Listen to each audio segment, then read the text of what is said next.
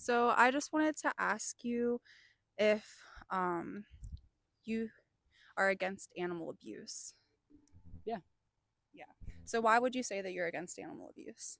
Um, I think it's cruel, like harming another living animal. Right, exactly. So have you ever seen any slaughterhouse footage at all? Um, Not too terribly much. No. No. Oh, okay. Um there's a lot of it out there now, but basically people didn't really see what it was like inside of those places, slaughterhouses, Mhm. until more recently, because we've only had to create them since the population has grown so much. Yeah. And we've become so removed from the process. So you probably never even really thought of the fact that you're eating animals, have you? No, not really. You don't put much thought into it. How would you justify paying for an industry that inherently abuses animals when you're against animal abuse? Do you think that's possible? Or how do you justify it? Uh, no, not really. I don't think there is a way to justify it. Okay, cool. So, are you aware that there is a way to eat plant-based and not cause cruelty and abuse to Mhm. animals? I'm aware. So, what does that look like to you? I know like some places do impossible meats, Hmm. so then you don't kill the animals. Yeah, so old school vegans and activists, they would eat mostly whole food plant-based, so we didn't Mhm. have those options back then. Um, like the most impoverished countries and really poor people, they mostly eat rice, beans, and potatoes and Mhm. vegetables and fruits because it's seen to be as like a little bit more expensive to eat meat. Um, but so we didn't have all of these alternatives until it became so popular recently.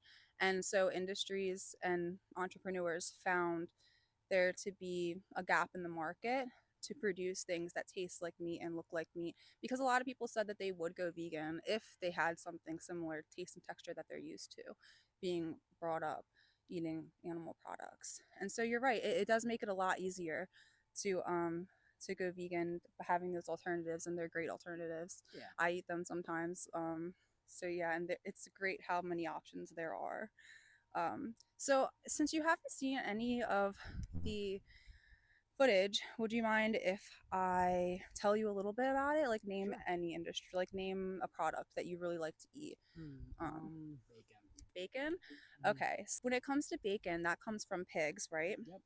They're usually gassed at before like 6 months old or around 6 months old. Mhm. So they're forcefully bred because there wouldn't be enough of them in the industry to produce Yeah. naturally what we demand out of the industry through us buying the products. And so we forcefully um, ejaculate them and impregnate, and um, we take their babies away from them. Mhm. And we when before we take their babies away from them, they're like being crushed by the mothers with the pig industry. Mhm. They're like the pork industry. They're like fattened up really, really huge. They can't even turn around. They can't move backwards or forwards because that's how big their cage is. I've seen a little bit of like the pig pens and stuff You in the have. bacon industry. Yeah. So they're literally like crushing their own offspring. Like Hmm. stuff's pretty rough in nature, but it ain't even that rough. We make it so bad. And so they're like sitting in their own pee and poop. They're not cleaning it up. In a natural Hmm. circumstance, they would go away from where they sleep and eat to poop Yeah. and relieve themselves and everything. And so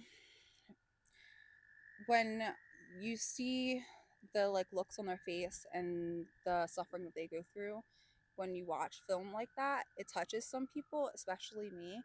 I Hmm. realized that I had victims I didn't know about, thinking I'm like this good person, you know, and then Hmm. I'm like, oh, I have to change my life. So Yeah. that's what happened for me, and that's what I'm trying to like domino that effect, you know what I mean? Hmm. So what else am I going to do with life? So that's basically why I'm talking to you about this stuff. Sorry, I go on tangents, but there's this so basically after their babies are taken away, the same thing happens to them, you know, to make more and more product. And when it's time for them, when they get old enough for to turn into bacon, they go basically they're shoved into this big like industrial like square metal thing, Hmm. and they're like pushed in like batches of like 2 to like 8 depending on how big the facility is, Hmm. and they'll be pushed into gas chambers and lowered into a CO2 concentration of Hmm. air, which it enacts with the saliva inside of them, causing a burning sensation that literally burns them from the inside out. And they will rip off their own like feet because they're in so much pain. They're like thrashing Okay. and don't know what to do with themselves. Hmm. So like that's what the industry doesn't want you to know. And it's like people like me, vegan activists, will go and put cameras in those places so that people can know the truth and make better decisions like we have. So that's why you see those options places. Hmm. And a lot of people wouldn't think about why it's there, or like that killing animals can cause so much harm. We just don't think about it growing Hmm. up. So like that's why I'm trying to, yeah, Yeah, I understand that. yeah. Hmm. I feel like there would definitely be like other ways. They definitely don't need to like use CO2. In order to keep up with demand, um, and keep things profitable for them, Hmm. that's the fastest way to do it, and that's Yeah. why they do it. The industries that are supposed to be for the welfare of animals have been fought against on that point exactly to try to change it, and they're not going to change. And even if they did change, at the end of the day, you still have to either slit their throat, electrocute them, put something in their brain. It's You're taking away the life of someone, and you don't have to do that. You know what I mean? Hmm.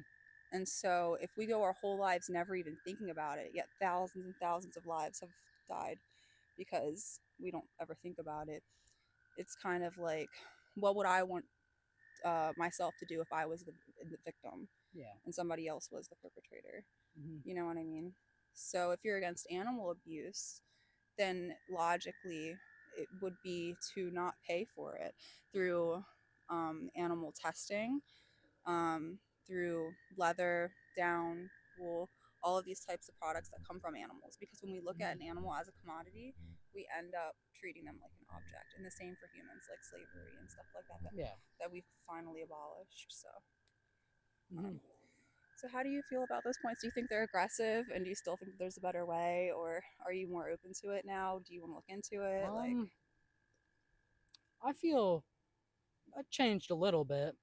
I feel like definitely there would be a lot more vegans if they found a plant-based way, taste and texture wise, mm-hmm, and I feel like that would be like the future mm-hmm. of animal abuse. Yeah, a lot of people say that, like that really like our aversions to texture and taste change based on our options. Hmm. And so for people who go vegan, I feel as though when animals are no longer an option, because like you know what's going to happen, so you're not going to do that. Hmm. You know what I mean? Because you know you're causing suffering every single time you pay for that product, Yeah. like the type of suffering that I've described, like with the sores on them, the either blade across their throat, or Hmm. the the worst thing that I described to you with the CO2 gas chambers, stuff like that. So when we don't see that as an option anymore, you kind of choose the best out of the options, and it's still great. Like it honestly isn't any better or worse. It's just different. You know what I mean? Yeah. So like we already do have a lot more options nowadays, but Hmm. you're right. There will be like stuff that you won't even be able to tell the differences. There already is like some brands that are like too close for me Hmm. as I've evolved with my eating habits. But in my opinion, but yeah, like that's definitely happening because there's a need for that with people who feel the same way, that are compassionate but don't want to give up immediately how they feel towards food, Yeah. even though we tend to eat different things as we grow older anyway, Hmm. because it's just a sensory pleasure. It's just like what you prefer on that given day, and then it becomes a habit, right? Hmm. It's really not that hard to fix, to change, Yeah. um to align your actions with your morals. Hmm.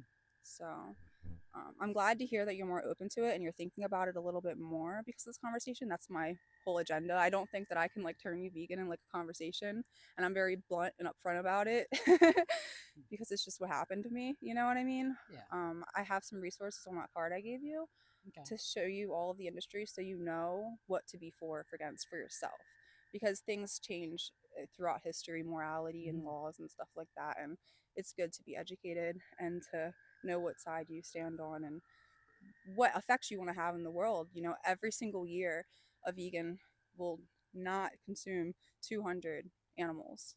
So that's 200 animals that aren't suffering because you decided to make another choice. Yeah. So, how do you feel about it now? Same. Yeah, I feel better about it. Like you would look into it more. Mm-hmm. Yeah. I appreciate that. Is there any questions that you have for me? Any like things that you think like, oh, but this or like, but that doesn't make sense or No. anything at all? Mm-mm. You just want to learn more. Yeah. That's great to hear. Thank you so much, Oliver. I appreciate no problem. it. That was it. Thanks.